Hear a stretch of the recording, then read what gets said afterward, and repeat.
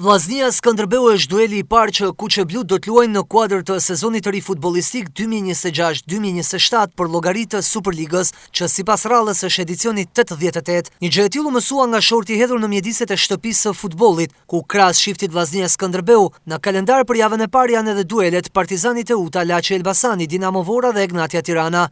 Në këtë mënyrë Vllaznia nis në shtëpi javën e parë dhe e mbyll në shtëpi javën e 18 me Vorën. Për javën e dytë të kampionatit, Kuqe Blu udhtojnë në Elbasan për të kthyer në Loroboriçi në pritje të Partizanit. Në javën e katërt udhtojnë në Laç për të ndeshur me Kurbina si debutues, ndërkohë që në të pestën presin Teutën në shtëpi.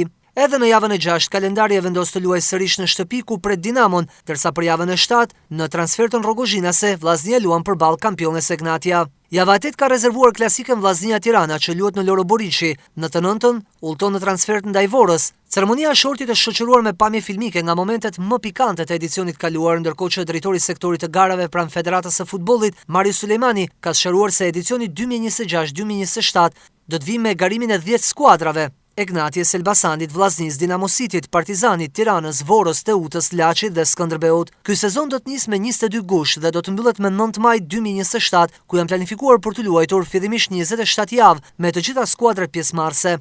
Më pas pikët do të përgjysmohen, 6 ekipet e rënditura në vendet e para do të ndahen në grupin play-off që lufton për titullin kampion. Ata do të luajnë në 2 faza me sfida vajtjeardhje, kështu do të jenë edhe 10 javë në total. Në anën tjetër, 4 skuadrat e tjera do të jenë në fazën play-out, pikërisht për të mos rënë nga kategoria. Për ta do të jenë 3 faza me sfida vajtjeardhje që japin në total edhe 9 javë. Vetëm vendi 10 bie nga kategoria, ndërsa I 9 luan në play-out me një ekip të kategorisë së parë.